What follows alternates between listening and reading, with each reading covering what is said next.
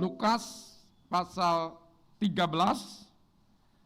ayat 6 sampai 9.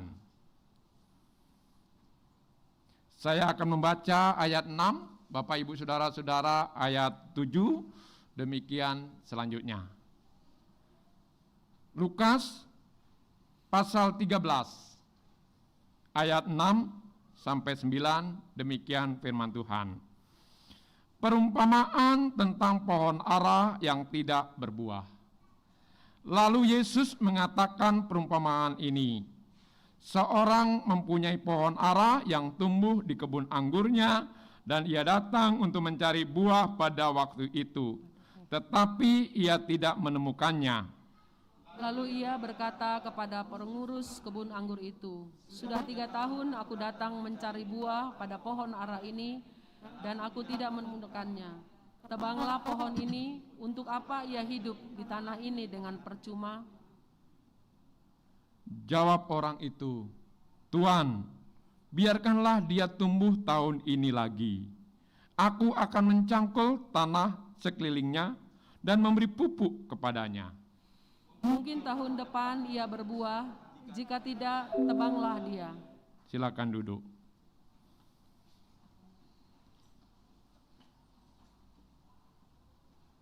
Tuan, biarkanlah dia tumbuh tahun ini lagi.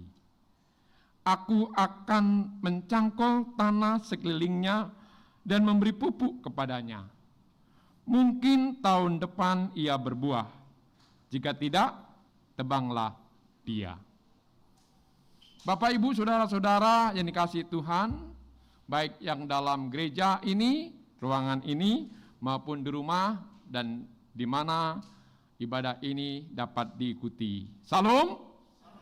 Iya, kesempatan kedua harus ada buah. Bapak, saudara-saudara, kesempatan yang pertama sudah kita alami. Nikmatilah. Senang? Ada harapan? Ada sukacita? Ada perjuangan? Nikmatilah. Sedangkan kesempatan kedua ini berbicara tentang kesempatan atau momen yang membuat kita memiliki hidup yang lebih baik.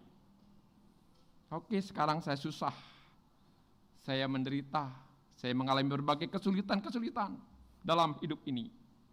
Tapi biarlah saya mempunyai kesempatan untuk memperbaikinya, untuk lebih maju, bertumbuh dan berkembang. Tapi kesempatan kedua adalah untuk memperbarui kesalahan di masa lalu. Pak Pendeta, memang hidup saya hancur. Keluarga saya berantakan. Anak saya banyak punya masalah.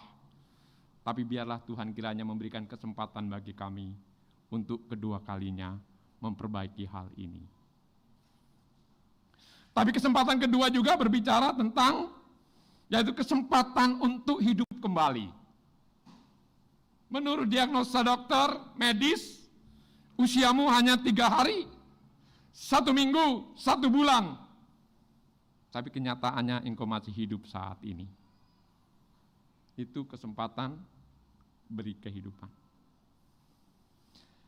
Kesempatan kedua, percaya sama yang namanya kesempatan kedua, tetapi hal itu susah banget didapatinya. Hanya segelintir orang yang beruntung diberkati dengannya. Tidak semua orang diberi kesempatan kedua.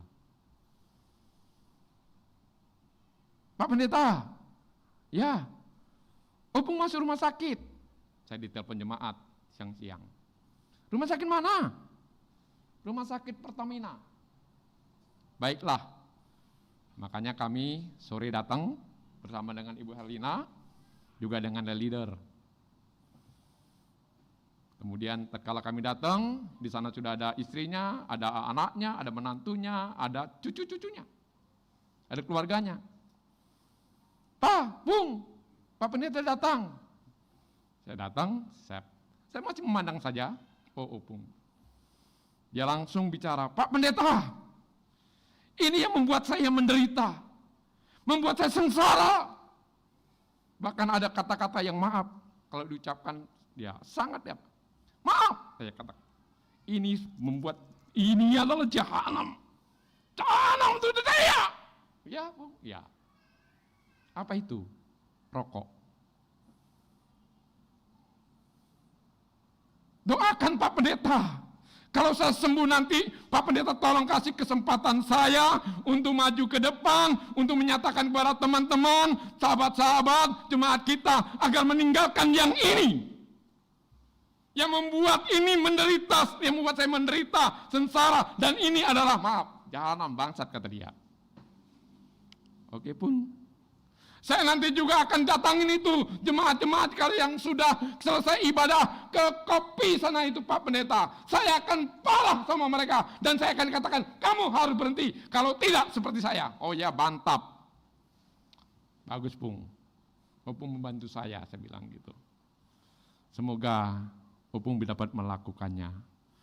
Dan kalau orang yang merasa menikmati rokok, kemudian sebaliknya merasakan penderitaan rokok, itu kan lebih kuat kesaksiannya. Kalau saya kan nggak tahu, Pung, saya bilang gitu. Oh iya.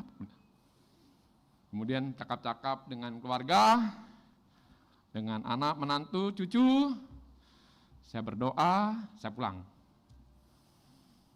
Kemudian berita gereja, Opung dirawat di rumah sakit. Dan saya tahu kalau di sana kalau ada berita jemaat yang dirawat di rumah sakit secara spontanitas itu majelis datang, silih bergantian, jemaat datang, silih bergantian, kelas meetingnya datang. Dan mereka setelah itu informasi kepada saya.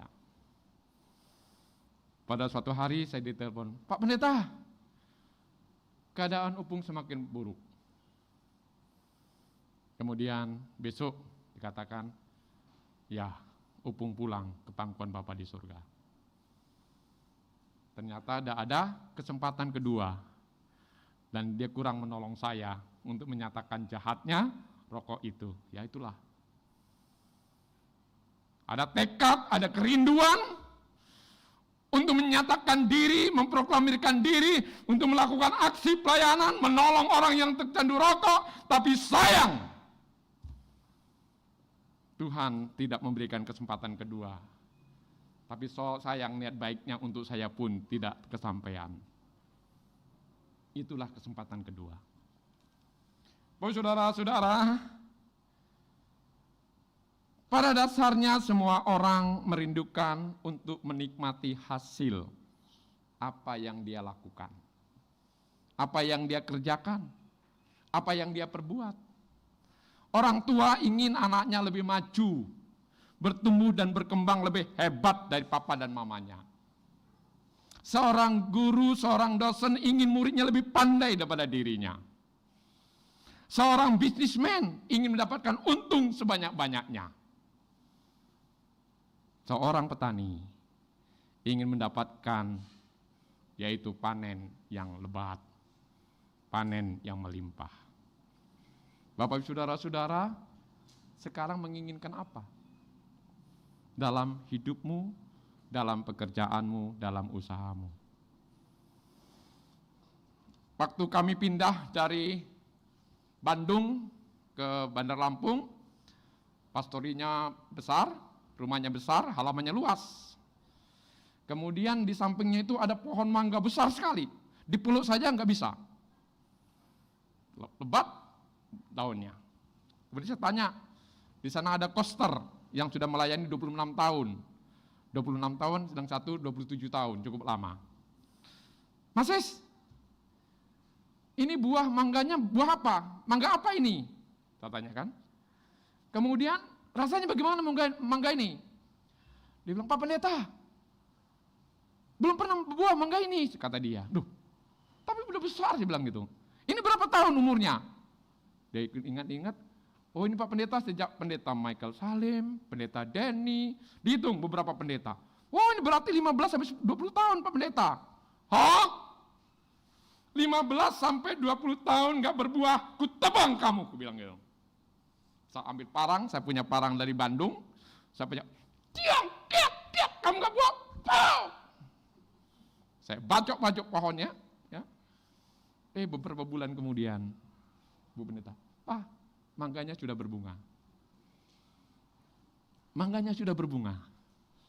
Akhirnya buah pertama ada beberapa puluh biji, ternyata besar mangganya dan tebal. Buah pertama kami nikmati hanya kami dengan asisten.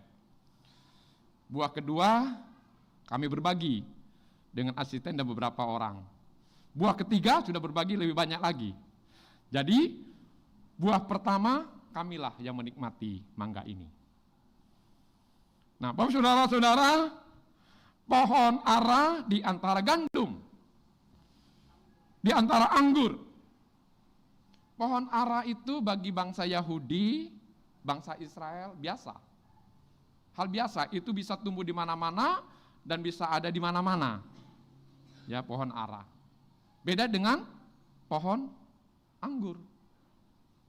Nah, kalau pohon anggur memang berbeda dengan pohon ara.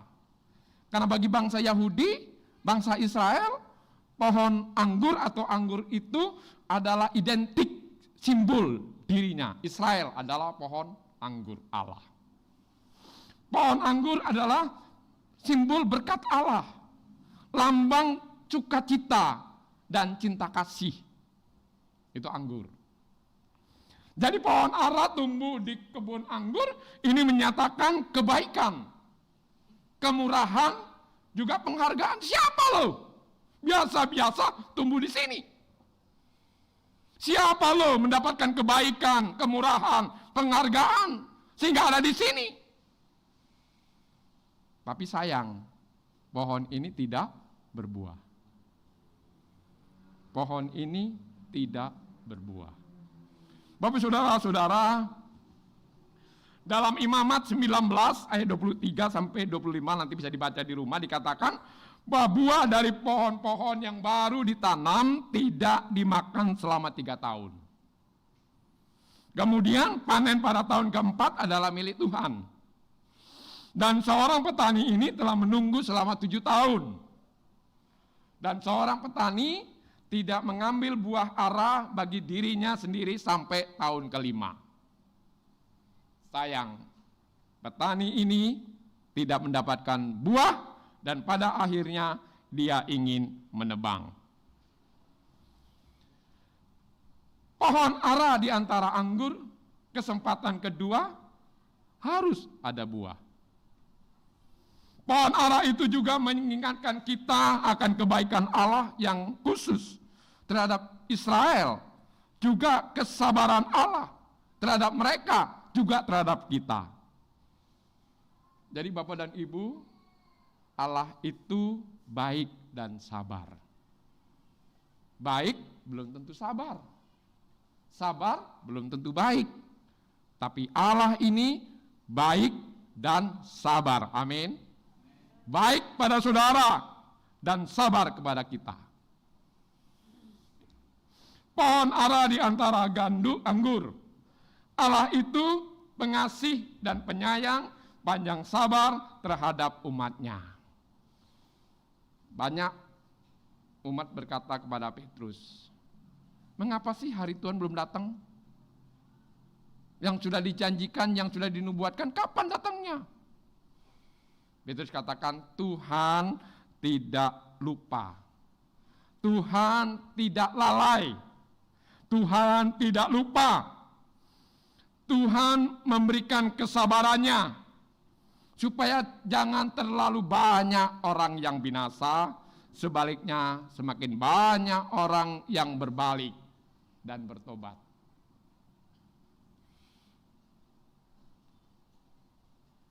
Pak Pendeta, saya punya anak 3. Oh ya Pak? Iya. Saya punya anak 3, Pak Pendeta, semuanya sudah menikah. Semuanya sudah punya anak. Dan saya sekarang tinggal sama oma. Dan saya sekarang harus merawat oma. Setiap hari kami hanya berdua saja.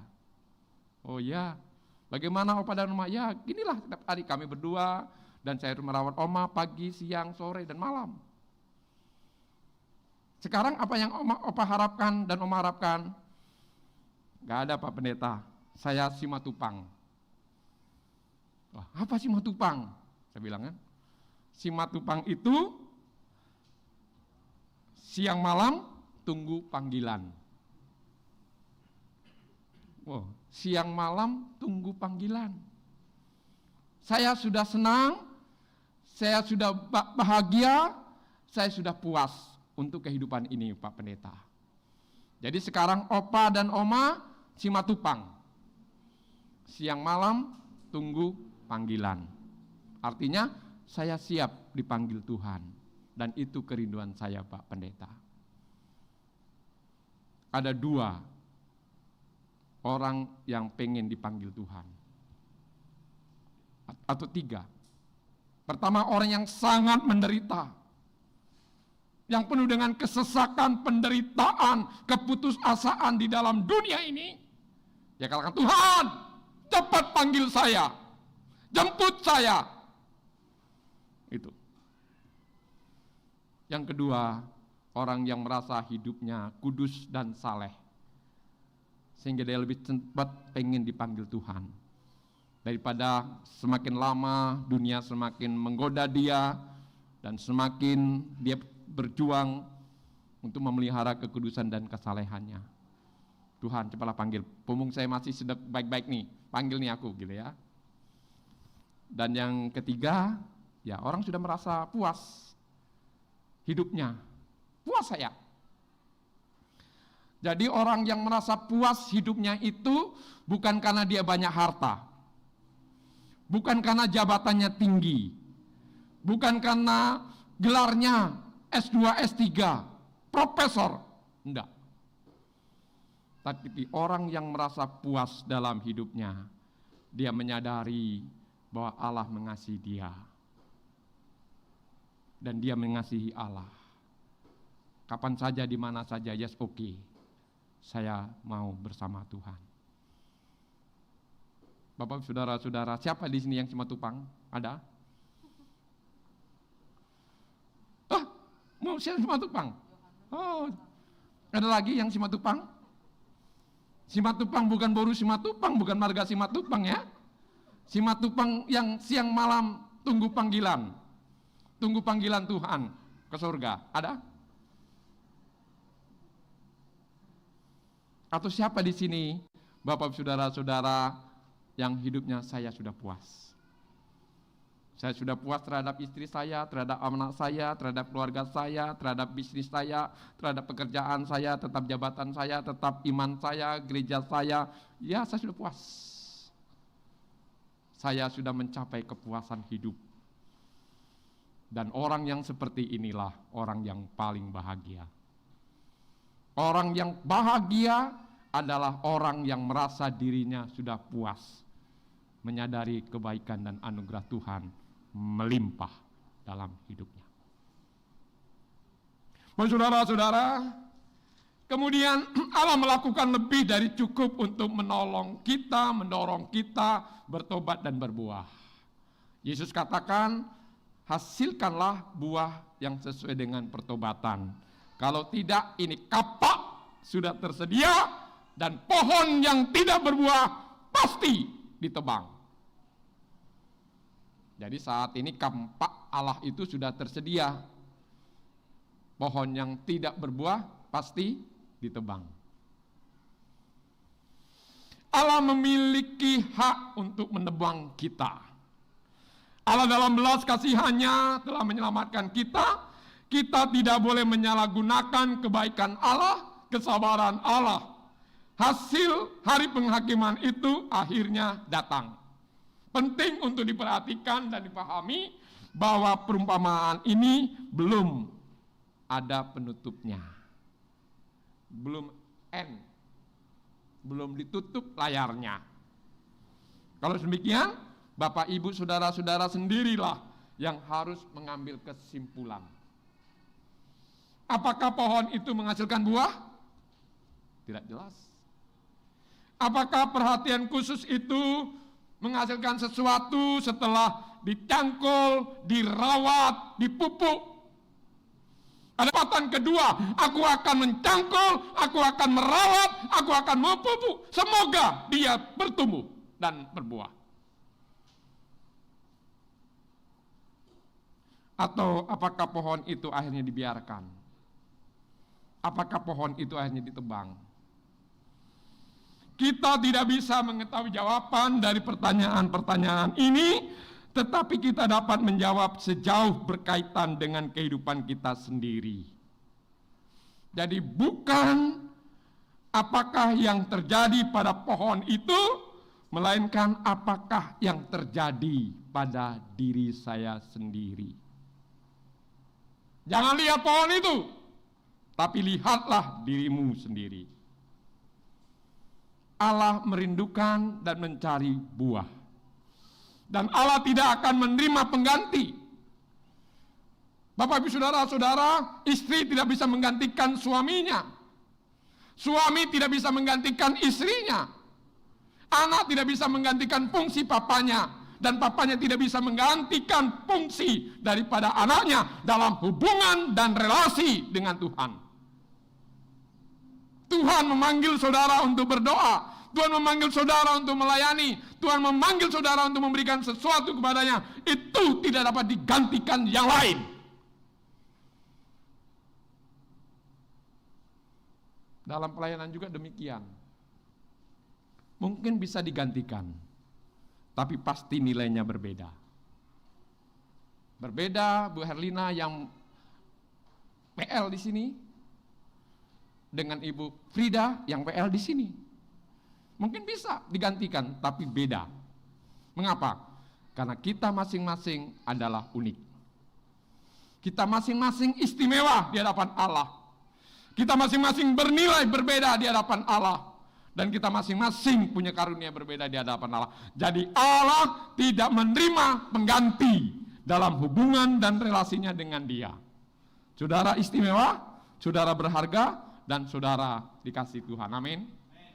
Ya, hargai itu dan sambut itu.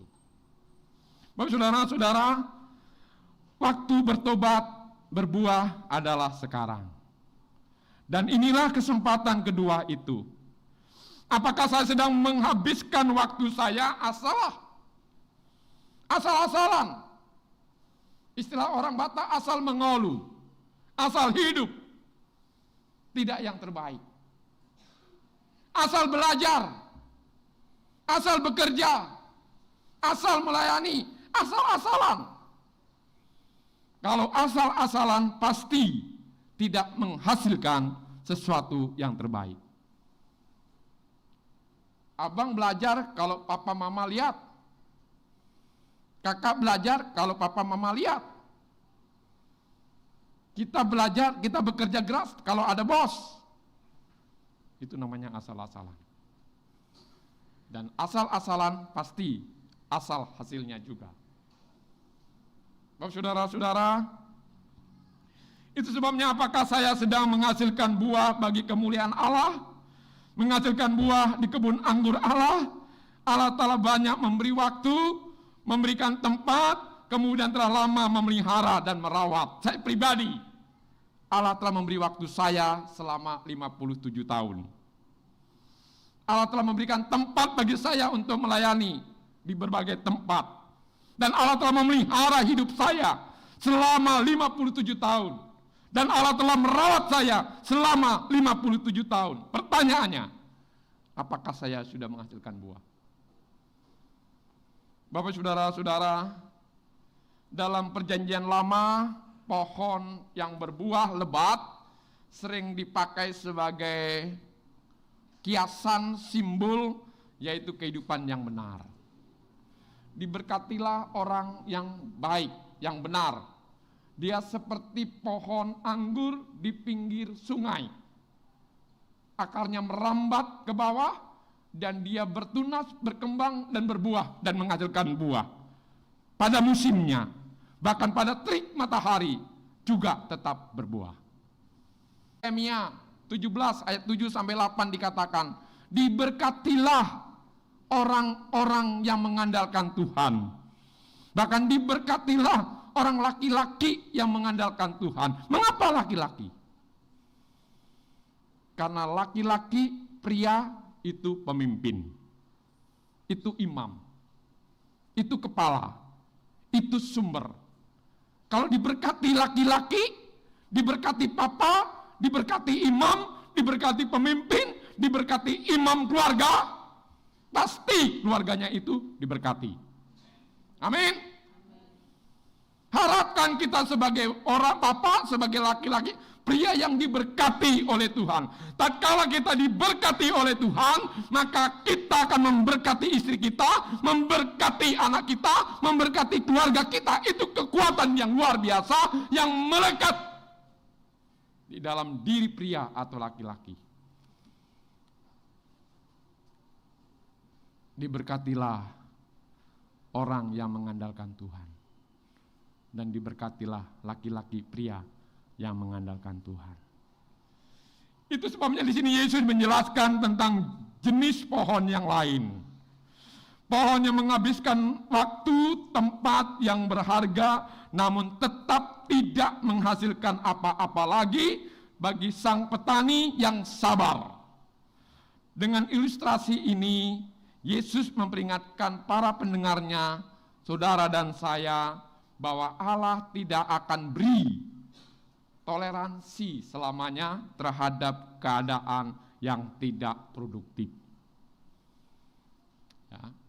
Allah Bapa tidak akan beri toleransi selamanya terhadap sesuatu yang tidak produktif. Ya, akhirnya sejarah mencatat Allah menunggu 3 tahun selama pelayanan Kristus di bumi, tetapi bangsa itu tidak menghasilkan buah. Yesus dibaptis oleh Yohanes Pembaptis umur 30 tahun. Kemudian Yesus melayani selama 3,5 tahun, 33 tahun. Kemudian akhirnya bait Allah ini, bangsa Yahudi, dihancurkan oleh tentara Romawi pada tahun 70. Bait Allah, Yerusalem rata dengan tanah. Oleh karena kekejaman Kaisar Nero digenapi. Pada akhirnya memang pohon itu ditebang. Bapak saudara-saudara, apakah saudara telah menikmati perlakuan kebaikan Allah? Kesabaran Allah? Kemurahan Allah? Sementara kita tidak memberikan apapun sebagai balasannya. Tanda-tanda pohon yang berbuah adalah pertama, jika seseorang itu telah memenangkan jiwa, membawa jiwa ke dalam kerajaan Allah, yaitu gerejanya. Membawa jiwa. Ebenezer, bisa. Bisa, Ebenezer, satu-satu. 1 jiwa dalam 1 minggu, 1 bulan, 1 tahun, atau 1 seumur hidupmu. Sekarang jangan jas satu dengan yang lain, lihat dalam dirimu. Selama 1 minggu, 1 bulan, 1 tahun, seumur hidupmu, udahkah engkau bawa jiwa? Kalau belum, ada, yaitu harus ada buah. Satu-satu. Kalau 1 orang membawa 1 jiwa yang hadir saat ini dalam 1 tahun, Ebenezer penuh. Penuh. 1 saja. Mau 1 tahun, atau mau 1 jiwa dalam seumur hidupmu. Mulai sekarang, tentukan siapa yang mau engkau jangkau. Doakan, sapa, datang, ajak. Jangan sampai engkau tidak mempunyai kesempatan yang kedua sehingga 1 orang pun tidak kau bawa pada Tuhan, tapi engkau pingin masuk surga. Enggak adil tuh kan? 1. Amin? Amin? 1 jiwa. Tanamkan dalam pikiran dan hatimu mulai sekarang, aku menetapkan 1 jiwa, apakah ada dalam keluargaku, di dalam rumahku, di dalam pekerjaanku, di dalam bisnisku, di lingkungan gerejaku. 1 jiwa. Engkau mau menjangkau dalam 1 bulan, 1 tahun, atau 1 seumur hidupmu. Tapi harus engkau berbuah. Amin. Ya. Yang kedua adalah orang yang akan mempersembahkan hidupnya. Mempersembahkan hidupnya, waktunya, tenaganya, pikirannya, persembahannya untuk Tuhan. Kemudian yang kedua adalah perubahan karakter Kristus. Dulu suka pemarah, sekarang sabar. Dulu kikir, pelit, sekarang murah hati. Dulu suka gosip, suka ngerasan-ngerasani, suka berita-berita hoax, sekarang pendiam. Lebih banyak mendengar, lebih banyak memperhatikan. Dulu mau dilayani, sekarang melayani. Ya. Dulu marah-marah, sekarang lemah lembut. Coba cek bagaimana istri terhadap suami. Istri yang paling tahu suaminya ini berubah atau belum. Kemudian suami yang tahu istrinya ini berubah atau belum. Anak-anak dapat merasakan papa dan mamanya ini berubah atau belum. Apa ada karakternya mama? Itu bukan apa yang saya tahu, apa yang saya pikirkan, tapi itu yang saya rasakan.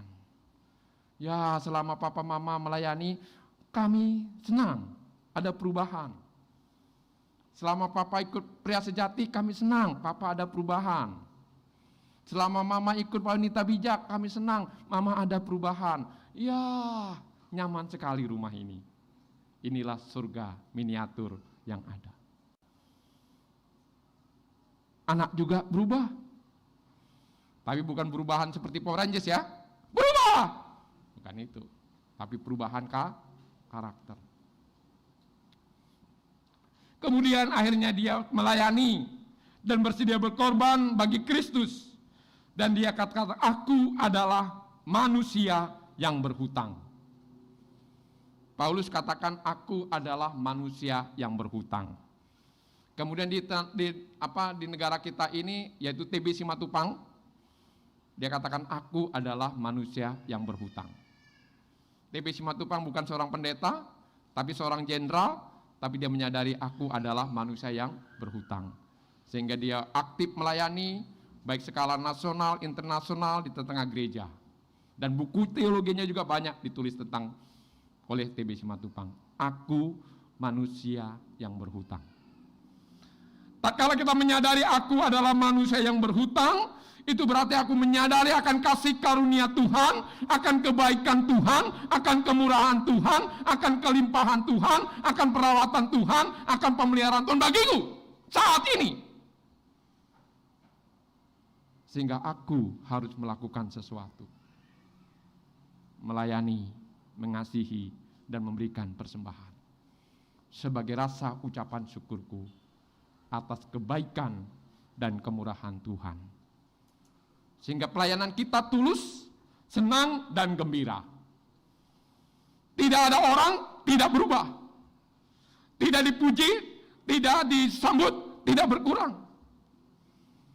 Tidak dihargai, tidak berubah nilainya. Tetap.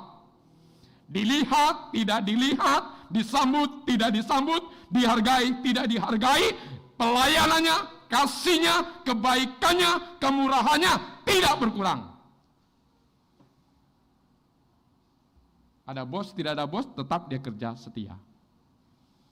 Ada papa dan ada mama, sama saja, tetap belajar.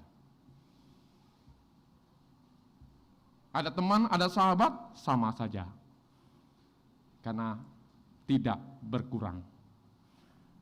Aku lakukan ini karena aku merasakan sebagai manusia yang berhutang atas kebaikan dan kemurahan Tuhan. Memang Tuhan tidak mengharapkan aku membalas hutang, tapi aku melakukan sebagai respon atas anugerah Tuhan. Amin. Bapak saudara-saudara, balaslah pemeliharaan penuh kebaikan, kesabaran, kemurahan dari Allah. Sang tukang kebun itu, dan mulailah berbuah. Tetapkanlah 1 dalam bulan ini, atau 1 dalam tahun ini, kalau tidak satu dalam seumur hidupmu. Karena untuk itulah Allah sudah menciptakan, memelihara, dan mengasihi Bapak, Ibu, Saudara, dan saya.